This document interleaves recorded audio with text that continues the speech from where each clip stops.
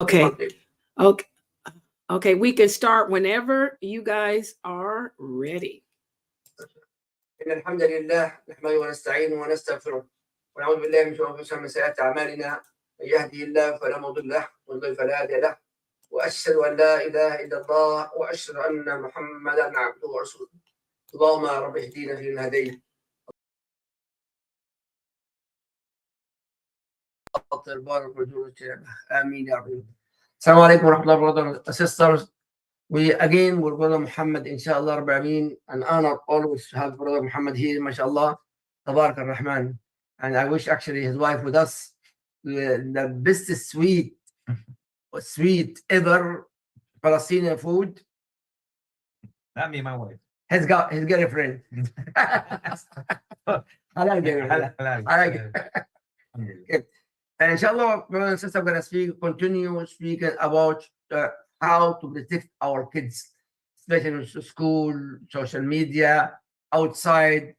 Don't forget, we are Muslims, as Allah subhanahu wa ta'ala, we are targeted anywhere you are. Allah Azza wa Jalla يقول سورة العنكبوت أعوذ بالله من الشيطان الرجيم بسم الله الرحمن الرحيم ألف لام ميم أحسب الناس أن يتركوا أن يقولوا آمنا وهم لا يفتنون. Allah said, أحسب الناس, they think we are believer in Allah, believe in Allah, believe in Muhammad sallallahu alaihi wasallam, and there's no trials and tribulation. And now our kids, many, especially regardless, Muslim school, Islamic school, private school, charter school, all the problems. We have to protect ourselves. May Allah guide ourselves. Brother Muhammad, really, we have to speak about this topic. It's very important topic. To me, yes, my kids adults, but I consider actually all the babies, all the kids is my kids too. How to deal with this kind, how to solve this problems. We discussed it even before with the followers. We talked about a little bit about how See that first. of course. I said that when you were saying your thing. This, I think one of the things that when we talked before we logged on was, how to keep our kids from being victims. There's a key victim. A lot of kids victim. Yeah. And I think what we as Muslims have this ideology that if our kids are in a Muslim school or an Islamic school, that khalas, like they're safe. And that, we don't need to do too much. We don't need to talk too much to our children. We don't need to tell them too many things, or we don't even want to talk to our kids about certain things because it becomes a very scary topic to talk to our children about. Right? We don't want to talk to our kids about, hey, listen, if somebody tries to, a teacher or a coach or an Islamic teacher or an English teacher tells you something or tells you to do something that you feel uncomfortable with, you have to say no. Absolutely. And you have to come to me as your father, as your mother, as your parent, as your guardian, and tell me, hey, dad or mom or grandma, this is what happened in school yesterday, or this is what happened in school today. We talked a little bit about that, right? We talk to our kids and we ask them the questions about what happened in school today, and they say, you say, how was school? Oh, good. But they're not going to really get down deep into what really happened. So you ask them the open-ended questions, right?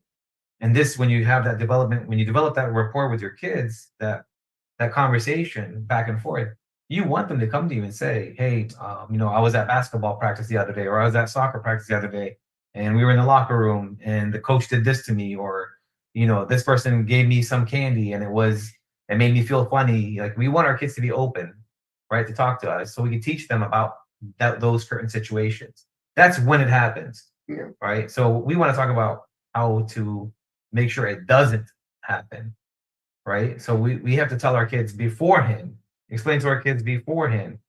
But before this, Brother Muhammad, how to make the parents actually doing that? But a lot of people, parents, mom and dad, they're working and working and working, and barely to have time for the kids to discuss this. Yes, I agree with you 100%, but not every parent have time to speak, to open their hearts to the kids. And that's where it comes into play to talk about how it takes a community to raise the kids, right? And so we have to find, as parents, people that are on the same page as we are. Just because a person or your neighbor might be a Muslim doesn't mean they're a good Muslim. We in our heads think, okay, this brother prays 5 times a day, or this brother, I mean, mashallah, he reads the Quran all the time. That tells us that he's a good person. No, Unfortunately, it doesn't. We know non-Muslims who are better Muslims than Muslims. You know, and that's kind of sad when you have that reality that, you know, a lot of people who are not Muslims are better than Muslims with our children, with our families. They have more of a heart and empathy. They can empathize with our kids. They want to help. And so when you find, you know, neighbors or friends or relatives who are really close and on the same wavelength as you are on, that's when you want to start saying, okay, listen, you know, we need to talk to our kids about the situation. Hey, my son came to me and told me this and this. How do I approach my son on this? And you have your neighbors, you have your family, you have your friends. If you can develop a good community network, that can be life-changing for the kids as well. There's a problem. A lot of area people not living in the Muslim plus a lot barely to see masajid take care of the kids. Yeah.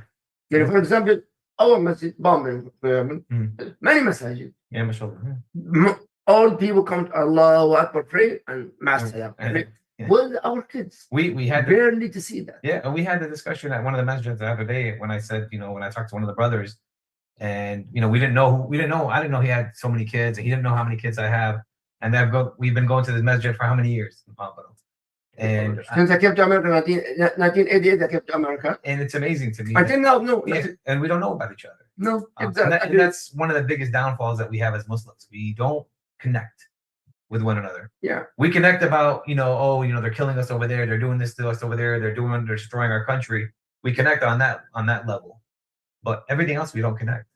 You know, instead of saying let's help the brother out, we say, you know, stay away from you know, Ibrahim, because Ibrahim is a bad guy. You know, don't talk to that son of his. He does drugs or he does this.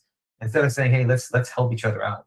How can we fix Ibrahim's son? Yeah. How can we help Ibrahim's family? Right. And so we kind of have to change that mindset of, you know, just hiding in our houses by ourselves. Go to the masjid, salim, and run. Go home. But I just heard something beautiful, Brother Muhammad, and this is actually for everybody listening to us here. I was actually in next to my house in Texas, next to the masjid. The Imam, mashallah, reads Quran, he's a good Imam. But now they brought in another Imam called a youth director Imam, youth director. And then I just heard in the video and heard about him. And mashallah, he dealing with the kids. He's a kid. Actually. Yeah. He's an Imam, yeah. Young. But he making the kids now. In my time, not only that Imam, if the Imam not there, I was leading the Salah because I was sick in that time. Okay. Now we need some opinion. What do you see? Like a residence Imam for the youth. Yeah. Oh, I totally 100% agree with that. I mean, I always agree with having somebody who can relate to the kids better. Exactly. I mean, I've seen imams who are, you know, in the older age imams who, when kids come and ask a question about something, it's, you know, why is this haram? It's haram. That's because Allah says it's halas. That's it. And you know, you get that response once, twice, 3 times. Halas, I'm not going to ask any more questions, because in Islam everything's haram. That's the kid's mindset. Is everything's haram in Islam. And so when we talked, I know we talked in the previous episodes of how we're not, you know, this country, this society that we're living in isn't built for the Muslimin, right? Everything is haram around us. I repeat this again. We're not built for this society. Muslims are not built for this society. I agree with you. And we're built different. And that's why, again, one of the things I always tell the kids that I talk to in the schools is, you know, Muslims, we're built different, right? Like we, you know, Ford has their, you know, built tough or whatever. And, you know, McDonald's has, you know, have it your way, all these different logos. Mine is Muslims are built different.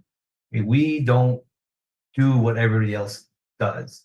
And so when we talk about, you know, trusting everybody, right? Because, you know, we Muslims are, you know, we have to, you know, we feel like, you know, he's an imam, I can trust him. He's a sheikh, I can trust him. He's, you know, a Muslim brother, I can trust him. And, you know, I have this problem all the time, especially when, you know, we coach sports, where parents will just, you know, leave their kids and then they would go run errands for the hour that their kids are with me.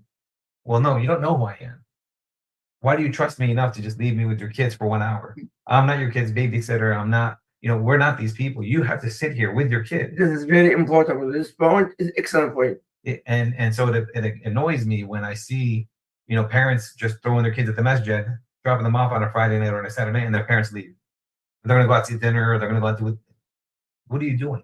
Exactly. Yeah. Why would you leave your kid by himself? I get it. We're supposed to, it's a masjid. It's supposed to be. Just like our schools are supposed to be safe, but they're not. No. And so who is going to be the one that's going to protect your kid the most? And even another problem, when I was actually in South Carolina, the Imam, Sunday school, the weekend school. Then I make meeting, every month I make meeting for the parents. Yeah. Come to the parents because we discuss the problem, especially what's going on. Yeah. Believe it or not, 1% of the parents come to the meeting. I've seen that. I've been through that. And I've always said to the schools, let's have a parent night. Let's have a parent night. Bring all the parents over here. Let me talk to the parents, face to face, and explain to them why their kids are coming home and telling them the stuff that I've been telling the kids in the classrooms. Because I have been, yelled at a couple of times, or not, told, why did you tell my kid that he needs to come and tell me to go play basketball with him? Why did you tell my kid that I should, help them with their homework and stay up with them? When I finish work, I'm tired. Because that's what I tell the kids. I tell the kids, you have to go to your parents and tell your parents, hey, dad, hey, mom, can you, play some basketball with me? Hey, can you, let's do something together. Because a lot of parents forget that they have to do that. And I don't blame the parents. I blame the society we live in. The society we live in has to have the parents working full-time jobs in order to just live. That means, I understand here, we're blaming the parents more than the kids. Because the parents are supposed to help the kids for especially what's going on. Yeah, but you can't just keep blaming parents. Parents have a lot on their plate. We have a lot. Yeah. We do. We have a lot. I mean, it's very important point. We have to make sure that we have the bills paid. We have to make sure they have food on the table. We have to make sure they have a roof over their head. They have, there's a lot that we as parents have to do. So, we have to understand also that, we just can't blame the parents, but you can't just keep blaming the kid. It's a two-way street in any relationship, husband, wife, mother, father, child, adult. In any relationship, it takes two people, one person to break it, and both people have to be on the same page, or they're not going to make it. So both people have to be on the same page in a relationship in order to succeed.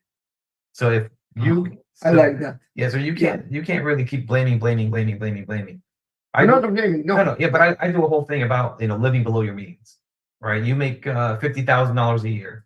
Don't live like you're making $100,000 a year. Live like you're making $20,000 a year. Lower your expenditures. Yeah. Right. You don't need to have the newest shoes just because you're trying to compete with everybody else out there. Kids do that. The kids do that, and the parents, they fall into that trap of doing that with it. Oh, I don't want to make my kid feel bad because he's going to go to school and their kids are going to make fun of him. Well, teach your kid how to defend themselves, how to be strong on the inside. I like that. Yeah. And it goes back to the bullying conversation, right? Teach your kid how to understand that. Yeah. Okay. Well, I wear my Walmart shoes. You're going to make fun of me for wearing Walmart shoes? I don't care, because at the end of the day, shoes are shoes, shirts are shirts. I tell people all the time when they tell me they spend $400 on shoes. You spend $400 on something that you're going to step in poop in? Does it make sense? It doesn't make sense. So I try to explain to people that you make 100,000, you make 50,000, you make 20. Lower your expenditures. Don't go out there spending and wild and crazy. Teach your kids. Who cares what people think or what people say? We don't care about that kind of stuff. Yeah.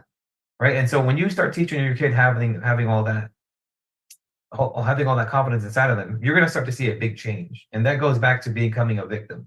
Right. And so when we talk about these imams and these teachers and all these people who see these kids and who take advantage of them, right? Take advantage of them do bad stuff with these kids. We have to kind of understand that, working in the jails with these people that I've worked with all these years and all these times, and going to the homes with these people and living and working with these guys, I get to ask questions to them. The prisoners, the inmates, the people on probation, all these people. Why do you choose? How do you choose who you rob or who you steal from? what makes you decide who, right? And where, who's your victim? Like, how do you plan your victim out?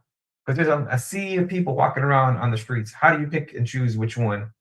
And they come back and they tell me these things. It's not written in a book. It's not, maybe there's statistics about it. Maybe there's different things that you can read about it. But when you hear it from the people who've done it, it's mind changing. It's crazy to learn the stuff that these guys think of and how they think who is going to be their next victim.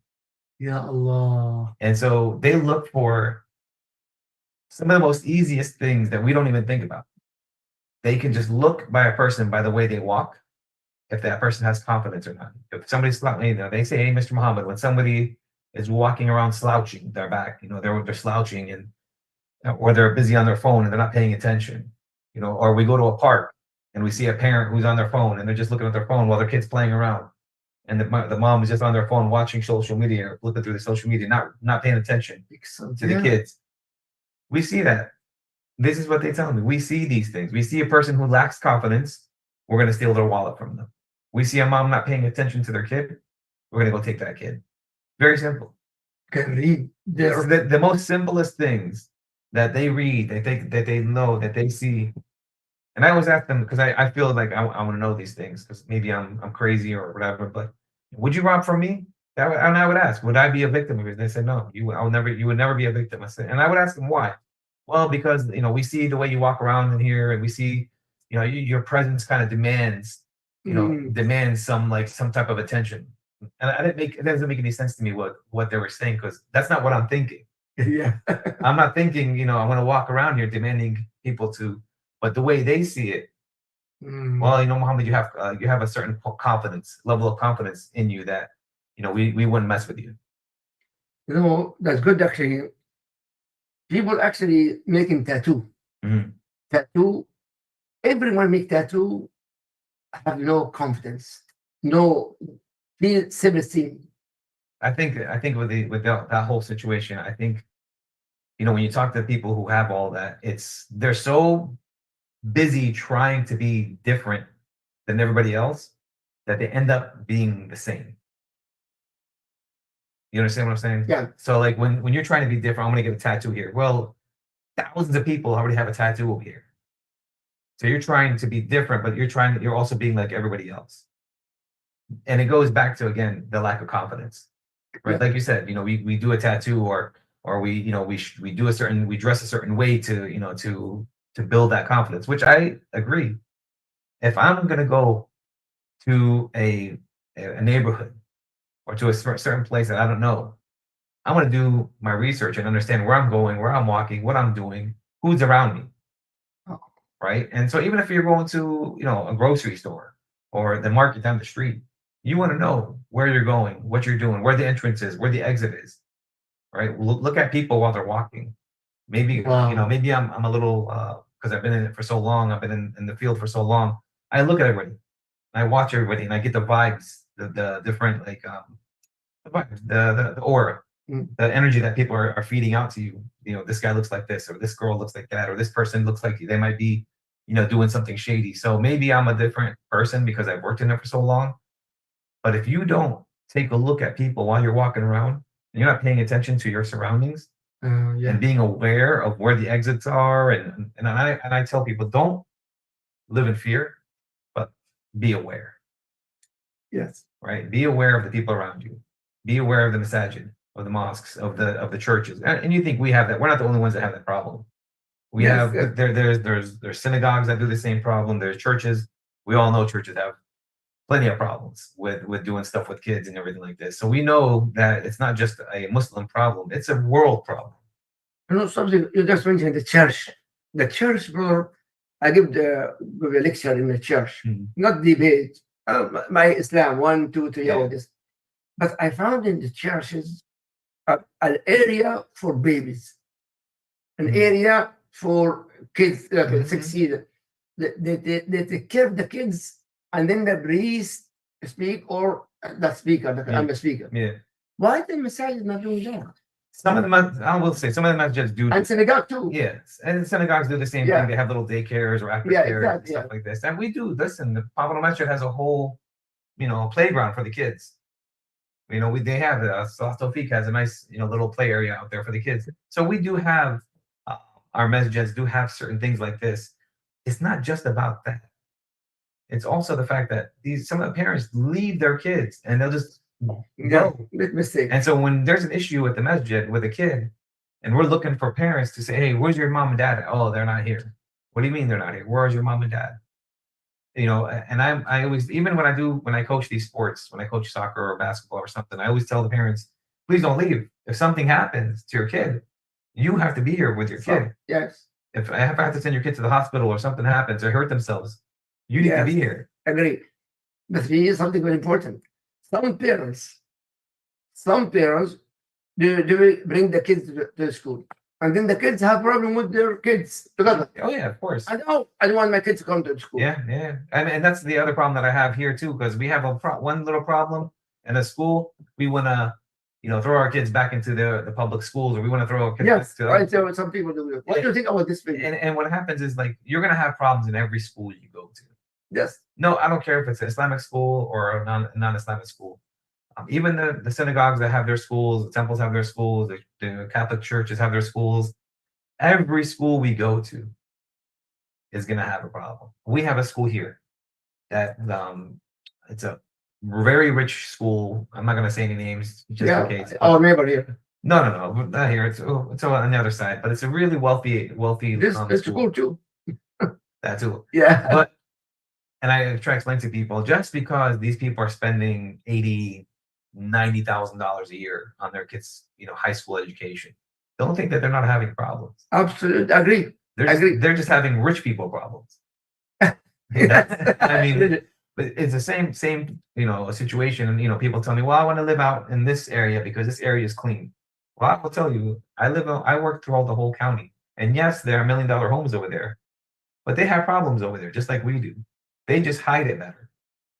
That's the only difference between what people see, what people don't see. But we need solution for our kids not to have this kind of fear. Protect our kids from, especially a lot of kids anxiety, the medicine. How to protect our kids with this kind of value? We can talk about mental health. That's all. Mental health is a whole different ball game, and that's a whole different episode. But for me, what I would kind of advise the parents and even the kids. I hope there's kids watching. Yeah, please. Yeah, I wish the kids are watching that. Yeah, we have to teach our kids how to be tough, right? How to defend themselves, how to talk quick, how to respond quick, how to defend themselves. Well, not just fighting, but defending themselves, right? Because we Muslims, we never become the aggressor. Yeah, we defend absolutely agree. We always defend ourselves. Allah says, I'm not going to help you unless you help yourself first. So if we don't teach our kids how to defend themselves, how to know when you need to defend yourself, right? Explain to them the situations. If a person's touching you here, if a person's telling you to come in here, I don't care if it's an imam or a teacher or a priest or a coach. If they're telling you to do something, and you have to ask yourself, should I or shouldn't I? You shouldn't. The same thing I tell the kids, the Muslim kids, when I tell them, if you have to think if it's haram or halal, if you have to ask, is that halal or haram? If you're asking that question, it's probably haram. Don't do it and stay away from it.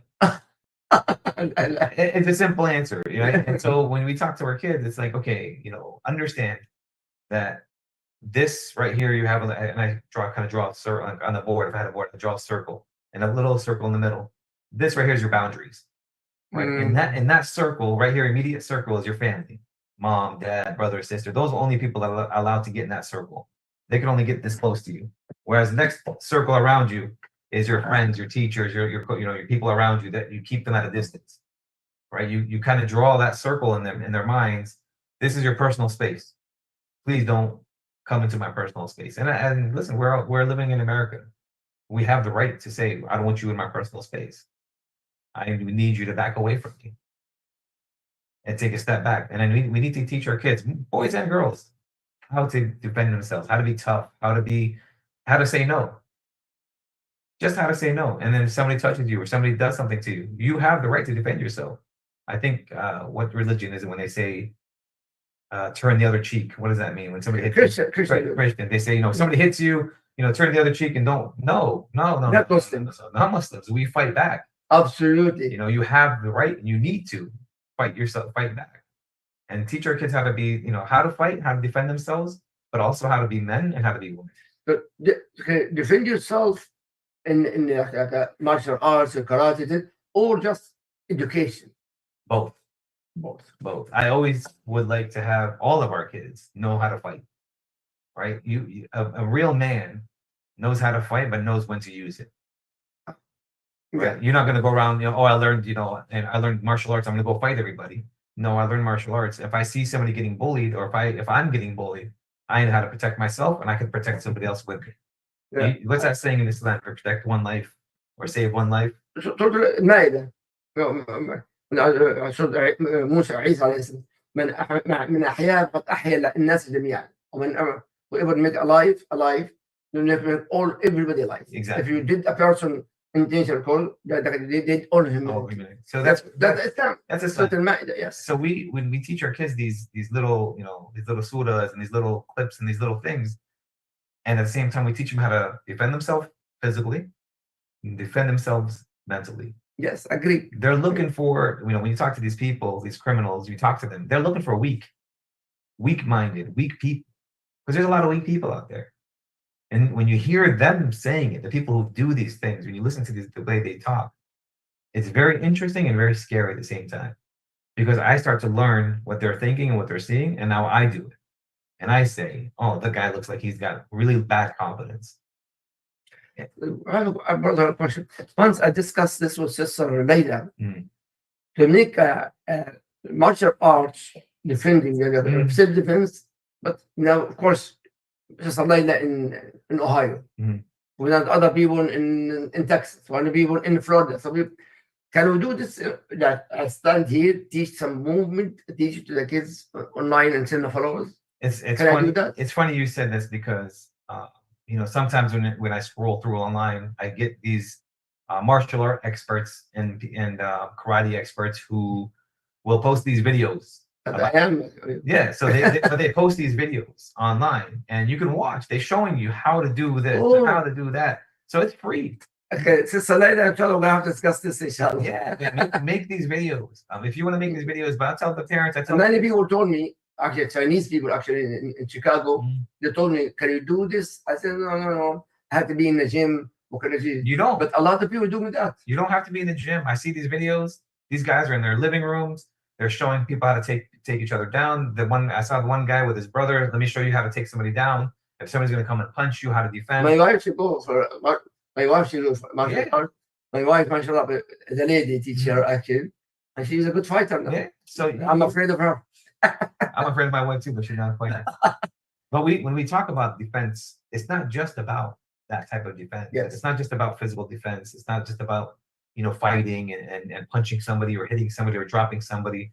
It's understanding also that if somebody's making fun of you, if somebody's trash talking you, if somebody's trying to make you feel bad. Yeah, I like that. That stuff right there, we have to put into our kids. Who cares what they're saying? I go up and I talk on stage, and I go up and I talk in front of law enforcement. I talk in front of kids. I talk in front of a group of people, and then the kids would ask me questions like, aren't you nervous when you get up there? Aren't you afraid that people are going to make fun of you when you get up there? Why would I care what people think? The information I'm relaying to you guys, the stuff that I'm trying to teach you guys, is what I care about. Yeah. And yes, I've been bullied. I've been told certain things about myself, about my face, about my my body or whatever. I don't care, because at the end of the day, what I'm trying to spread is awareness. I'm trying to be honest with you guys, and I'm trying to save a life. Yes. And that's for me what really matters the most. And so these kids, and the kids feed off of the energy that the parents are bringing to the table, right? So even if you're not teaching your kids how to be timid, how to have anxiety, how to be depressed, or how to be sad, they're watching you. They're feeling you as a parent. So you can pretend to smile. You can pretend to be confident, but your kid's going to know. Yes. Your kid's going to feel it. Your kid's going to understand. So when they're going outside in the world, they're going to be trying to pretend, but inside it's not going to work. It's not, because it's just pretending. It's just a mask. I agree. Right? So when you walk, you walk with confidence. When you talk with confidence. I watched a lot of these Dawa guys on YouTube and all these guys that are talking. I was just actually telling my wife the other day about yesterday or today about a new one. I was scrolling and he came up on my feed, and I said, there's these guys who pretend, like, even I can see it online. I can hear them online talking, and they pretend to have all this confidence about the deen, but all they're doing is watching these other Dawa guys and saying same stuff that these guys are saying, and they're just mimicking other things. They're trying to get views. They're trying to get, they're trying to get the views and the likes. And I said, I hope these young brothers aren't watching these guys and thinking of these guys as the role models. Oh, yeah. Unfortunately, that's why I'm telling the people when I teach. Actually, we have to teach our kids the seerah, number one, Mhm. and the Sahaba, the companion of Rasulullah, as heroes. That's role models. Khalid. Yeah. When I tell the people Al-Qa'qa' ibn Amr al-Tamimi and what he did with Khalid bin Walid, who's Al-Qa'qa'? Who's Al-Qa'qa'? Yeah. But who's Superman and Batman? The fake one. The ones that they use computers to make them fly. Yes. I mean, it's amazing to me that that's their, and then not just that, they think of basketball players as role models. They think of football players, the rappers. I see that, unfortunately. And you see that, and you're like, these guys are just throwing a ball into a hoop, or these guys are just throwing a ball. These guys, if you have a conversation with them, can they have a conversation? Can they have a real interaction conversation? That's not what you look for in a role model. I agree. Well, something very important, and actually, I believe, a lot of kids, actually, all the kids, no exception. There's exceptions. Yeah, indeed. This phone is a ibadah. Now, how to make, I know it's hard for the parents to take the phone from their kids, or there is no way. In fact, I know some families, they give the kids give the phone because to be busy. Yeah, and we did a little bit. We talked about that last week, where you have to fill up that time with something else, right? If these kids have all that time, no, I know. I'm going. The dangers of that. You spoke about that, but I heard a lot of dangers, physically and emotionally, about that. So one thing about the internet is, unfortunately, all of our information is out there. All of our information. We take pictures. We don't think that we're in front of our house with our address. We don't think on Snapchat, if we're taking a Snapchat, that Snapchat has our location, and you just friend everybody and anybody, and they can find your location where you're at. I don't have this actually. I have Facebook and Instagram, and X, Twitter. For the news, messages. But no, I have a lot of things. Yeah, there's a lot of things out there where we had a situation in one of the schools where I walked in for another reason, and I was told, hey, come here, I need to talk to you about one of the principals. I need to talk to you about something. We have a situation here, and the situation was a girl who is Muslim, who is a hijabi, who was on the phone with a friend, her best friend, and she wasn't wearing her hijab because she was talking to a girl, and she thought they're best friends, but the girl ended up taking a picture, a screenshot, and sending that picture to a boy that was in the school. And hold on, repeat this again. It's really important. It's very, very important. A lot of people doing that. A lot of people do it. A lot of people don't realize. Repeat it again, please. So when they're on these phones and they're FaceTiming each other, you don't realize that they can take a screenshot, they can screen record, they can do these things on their phone without you knowing, or maybe you will know, because I'm not an iPhone user, so I don't know too much about the iPhones. But that picture that was taken was sent to a kid in the school, and it was, oh look, it wasn't anything bad that those kids were doing. Oh look, she's so pretty. Why is she covering her hair?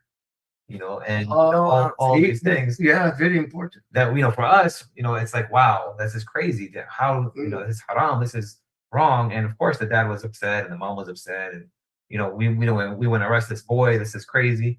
The school didn't understand what the big deal was. Ya Allah. They're like, hey, she's not, she's dressed, She wasn't naked. There was nothing coming up. Like, we can't do anything. If there is no content on this picture that says it's bad. And so I had to explain to them, a girl without her hijab is like naked to us. Well, that's not what the laws say. The law something and what Allah said. So I had to explain to the girl, now you know that there's no such thing as best friends. And you think, and that's a friend that that Imagine the millions of viewers that viewing your content or doing, watching your stuff if you want to be a social media influencer, and think about the issues that they have, and that they can see where you're at, know where you're at, and at any time, any day, they can do whatever they want to your content, and they can find you and they can take you or they can kidnap you. There's so many things out there that the internet has provided the criminals with. They've provided so much easy access because everybody wants to be followed, right? And this is one of the biggest things where I never wanted to be online. I never wanted to be doing stuff like this. I encourage you. I didn't like this because I was told many years ago, hey, Mohammed, you need to put your content out there, the stuff that you're saying. When I go to the masjids, I tell them, please turn off the cameras. I don't want you always that. Yeah, I always say, don't turn the cameras on because I don't want people saying, I don't want people watching my content and taking it the wrong way. Or now with AI, artificial intelligence, they can do so much with your stuff, with your voice, with your anything, and put you in certain situations. But actually, when you are in your uniform, the police uniform, that's why I don't. But not like this. Like this. Alhamdulillah. But at the same time, they can always edit. They can always Photoshop. They can always. There's programs out there that real estate agents use to take a 360 picture of you and put you into a house that you want to buy and say, look how nice you look walking around this house. Oh my God. It's very creepy and very dangerous of the stuff that they have out there. And we think, oh, it's just, me walking in the kitchen. That's so cool how it looks. But oh my God. If they can do that, Ya Allah. If they can do that to sell you a house, imagine what they could do to make you look bad. Oh. And so this is what I tell people, like, understand that there's a lot of dangers out there. That's why I don't like to be on social media. That's why I don't like to post my kids' pictures or anything about us and my family on social media, because people are evil.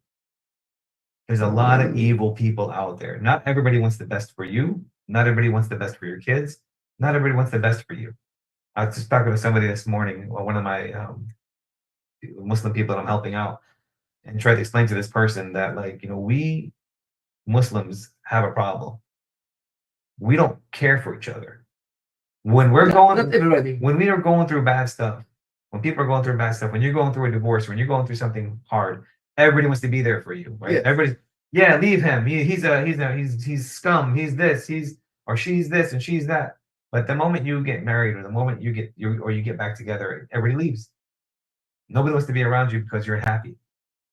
Ya Allah. And so it's scary that as Muslims we should be the opposite. Yes, agree. But we're not. I don't know if I told you, I don't remember if I said this, but I was, when I worked in the courthouses, I used to work with a lot of lawyers, a lot of Jewish lawyers, Christian lawyers, and one of my buddies, he was a Jewish lawyer. I think he's still up there. He said to me, we were good friends. We were talking. This is years ago, over 10, 12 years ago. And it's still in my head from 12 years ago. He says to me, you Muslims are my best clients. Divorce attorney. I said, divorce attorney. I said, ya Allah. I said, what do you mean? And he said, you guys have a Quran that tells you exactly how to do a divorce. But you guys, when you're mad at each other, you'll spend thousands of dollars, Ya Allah, to get back at each other. That's a very important point. We discussed this, brother and sister, in tafsir the Quran suddenly. Imagine a Jewish attorney telling Brother Muhammad, he's happy because they're Muslim clients. Why? Because the problem, go to the courthouse, thousands of dollars for the attorneys. And for nothing. Because at the end of the day, the law is the law. The law is going to tell you, you get to cut an assets in half. You have to give her half this. You got to, there's already a law. But when we're angry, we want to spend and we want to spend and spend and spend to make that person miserable. Yes. What wives want to do that to their husbands want to do that to their wives. And then at the end of the day, when I talk to these people, these husbands and wives, I say, I don't really care about you guys. I care about the kids. Because now the kids that's very sad. are going to be the ones getting the messed up. They're going to get messed up. Because we know statistically that single parents, kids that commit crimes and kids that commit people that are in jail, usually normally I think it's like 75%, 80% come from single households, single parent households. Yeah. And so it's sad to me. I know we always try to say, let's save the marriage, right? Let's save the marriage. Let's save the people. Let's keep them together because, the shaitan plays really good on us. It plays good on us. It plays good on our kids. And that's why I tell people, teach your kids how to be strong. You don't want your kids to be a victim in this world. Yes. If you're going through something, husband and wives, and going through some stuff, just keep that to yourselves. Don't let the kids see what's going on and fix it. Fix it. Fix whatever you can fix. If you can't fix it, just leave on a good note. Follow the way the Deen tells us how to leave, how to separate each other. Don't go bad-mouthing each other. Don't go talking about each other. Don't go to the masjids and start spreading rumors and saying things about each other. Oh, my husband did this, that's why I'm leaving him. Or my wife did that, that's why I'm leaving her. We don't say these things. You let the whole balad know what's going on. Yeah, I'm facing this. And it's haram. Plus, destroy the community. Destroy the community. And then now that person can't come to the masjid anymore because they're scared or they're going to be looked at in a different way. So, Brother Muhammad, I mean, when we spend thousands of dollars for the attorney and for the court and this and that, it's a waste. It's a waste of money. But that's why they like us. They like us because we were going to waste our money. Because at the Sunnahfollowers, listen to that. At the end of the day, the law already says what's going to happen throughout a divorce. And he said, I know he was joking about it, when he was telling me these things. But I said, so if our Quran is very good and very right, why wouldn't you, become a Muslim? I was joking, with the guy, and he started laughing. He said, no way.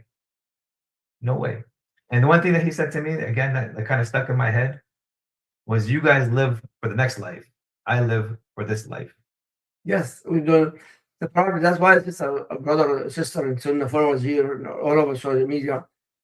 It's very, very important to go to the Quran, to the Sunnah of Rasulullah to solve our problems, especially for household. Yeah. But in this Quran, Brother Muhammad, everything in details, how to get married, how to live a good life, and then the problem, how to fix the problem. Yeah, everything's in there. But how many of us doing that? I mean, I tell myself before I tell anybody else, we have to, make sure that we always stay on point with what we're supposed to do. And that's why I tell the kids, if you have to think twice if doing this is haram or halal, don't do it. Don't do it until you ask somebody you can trust. Hey, is it haram or is it halal? If it's haram, why is it haram? Ask the people why. The kids, because that's what the kids are. The kids are asking questions. Agree. You don't just say it's haram because Allah says it's haram. I get it. Yeah, if the Quran says it's haram, it's haram. But let me explain to you now why we don't do these things. Why we don't put drugs in our system. Why we don't drink alcohol. Why we don't smoke cigarettes. Why we eat a certain way or we eat a certain level of food. We don't eat this much food. Why? There's a certain reason for it. Why we fast. And now society is catching up. The science is catching up to why, Muslims fast 30 days. And we just found out that 28 days of fasting resets your stem cells and cleans your system. Yeah. But we've been doing this for 1,400 years. Medically. And now medicine just finally caught up. So when you explain to the kids and you give them the reasons, now they have some reasons to go tell the kids in school. Because every single year, I don't care how many years I've been working in law enforcement and in front of the same people. When it's Ramadan, I have the same questions. You don't drink for 30 days? Yeah. And these are the questions that a lot of it. And so we explain to your kids how to talk to people, how to explain certain things. Your way, make sure it's the right way, but explain to them. Yes. And when you start talking to your kids about Islam, it makes them more confident in being a Muslim. Yes. Right. And then they know how to answer certain things. Because there's certain times where these kids get asked a question and they don't know. Yeah. And if they don't talk to the parents, who are they going to talk to? This is the key. They're going to find somebody else. That is the key, brother and sister. Let the kids open their heart to speak to the parents. 100% speak with your. Otherwise, they have no friends. Or they go on YouTube Exactly. and then they find a sheikh that tells you it's okay to drink alcohol, but only a sip before you pray. But after you pray, you can drink just one beer. Some people do that. Some people do that. You see some weird stuff online now, and Yeah. you look at the comments, because that's what I do. I like to read the comments from some of these brothers that are making da'wah and talking Islam and talking deen. And I read the comments, and they're like, "Oh, thank you so much, brother. Jazakallah khair. Thank you for teaching me." Corruption. And I said, "Wow, this blows my mind." Yeah. In the end, inshallah, Brother Muhammad, before the questions here, we need advice. Two advices. Hold on. Mhm. For the parents and for our kids. So for the parents, Speak to them, inshallah. for the parents, we can't stop social media.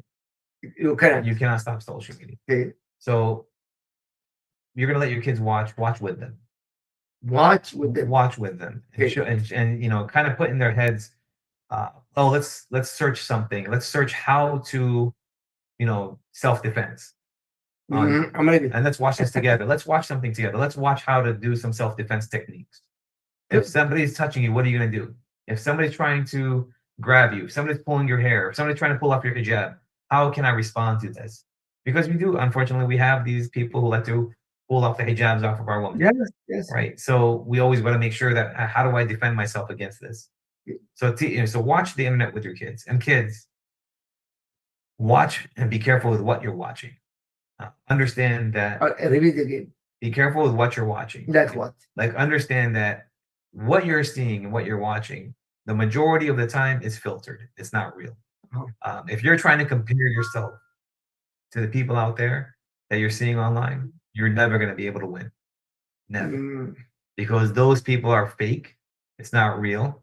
I've seen a lot of people, a lot of girls who say, oh my gosh, I want to look like this. Well, how come I can't look like her? I want to look like that person. I see these guys who say, you know, I'm so fat, I want to have a six-pack like this guy. And you don't realize that those people that are having the six-packs or having these bodies or looking so pretty or looking so, they have tons of makeup. For the boys, you mean. For the boys and for the girls. They wear tons of makeup. They have lots of filters, and they're doing some stuff that they're not supposed to be doing. They're injecting, they're doing some things. It's not real. But I do tell the kids all the time. I tell the kids, for the men, for the boys, work out, exercise, run, do some push-ups, do some crunches. You don't need to go to a gym. There's no need to go to a gym. You can do everything in your house. Push-ups and crunches. Do 3 sets of 30 every night before you go to bed. Yeah. 3 sets of 30 push-ups. Go to bed. What do I have here? Dumbbells. So I have a gym also. Yeah. But if I'm busy, I exercise with me and my wife. That's it. Yeah. You don't need to, because I used to go to the gyms and I see these people with their phones and they're recording themselves with the yeah, I saw that. Yeah, in the gym. Yeah. And so I was, I was taking my son. I was like, I'm going to take my son. He's 13 years old now. I'm going to take him to the gym with me. But you see these cameras everywhere. Yeah. And these people are working out, and they're workout social media influencers, and I don't want to be around that. When I go with my wife, I watch my wife. And I watch also the people around her. Yeah. Exercise and stuff. Yes. But I'm watching my wife, number one, and who's around my wife. Yes. Yeah. And goes But back. I know with hijab and Yeah, of have everything covered completely, Yeah. but just in case. Just in case. Yeah. And you never know. There's a lot of sick people out there. And when you go to these gyms and you go to work out, and you go to exercise, be careful and watch your surroundings. Yes, sir. Right? Try to pick the treadmill farthest away from everybody else. Try to, we do that. Yes, yeah. extra more. Yeah, we do the same. Yes. So, brothers and sisters, are very important. Yeah, be friend with your kids. Be friends. Yes, you are a father. You are a mom. No question. But at the same time, deal with their problem, with their anxiety. Speak with them. Also, that Allah Azza wa Jalla يقول وجادلهم بالتي هي أحسن. Argue with them in a very gentle and nice way. And Ali radiallahu ta'ala anhu. Ali, the one he married Fatima radiallahu anha, the cousin of Rasulullah sallallahu alaihi wasallam, he said, خاطب الناس على قدر عقولهم. Speak to the people according to their mentality. On their level. Get on their level. Exactly, their levels. So now, alhamdulillah, you have a question, Sister Layla, prepare a question. Allah, Brother Muhammad, you open my heart for many things here. Sister Layla, Any question online?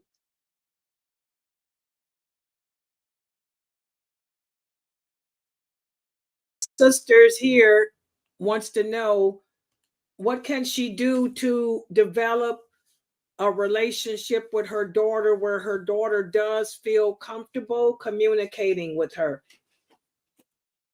So if you don't have that relationship by now, that's something that takes time to build. So it's not going to happen overnight. So what I try to explain to everybody is, little steps.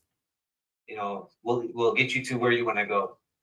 Slowly but surely, like you'll start opening up the door. Little questions, like I said before, like the open-ended questions. Help me with this and help me with that. And while you're doing things with your kids, while they're helping you cook, or while they're helping you clean, or while they're helping you doing whatever you're doing together, you're giving them ownership of that thing that they're doing, because you're asking for help. And so when you're talking to them, that's the best time to talk. Is when you're working together, when you're outside washing the car, when you're out there mopping the floors together, or when you're doing the dishes together. The girls do that. The boys also. The boys, listen, at the same time, boys can go wash the car with their dad. Yes. Boys, I don't see why a boy can't pick up a mop and mop the floor with mom and the dad, and then helping out with the chores around the house. I do that with my. Yeah, I mean. Rasulullah. So he do it with his wives. Yeah, so I mean, it's not a big deal for me. Boys and girls, we got to do what we got to do. Yeah. But you have to start. You have to start. If they're 10 years old or if they're 15 years old, you have to start. But how in the beginning, sometimes the kids never do that. But how do you start with the kids? How do you start? A lot of sabr, a lot of patience. Patience. A lot of patience. Because remember now, you're starting from scratch. You're starting from the beginning. This is something we should have done when the kids were 3, 4, 5, 6 years old. Yeah. You open that door at that young age. You tell mom and Baba everything. You talk to mom and Baba. You tell mom and Baba. And now you're talking about teenagers where they've never really had the want or the opportunity to talk to mom and dad. So now you're trying to develop a new habit. I don't know if you guys remember the last time we talked about developing a new habit. It takes about a month.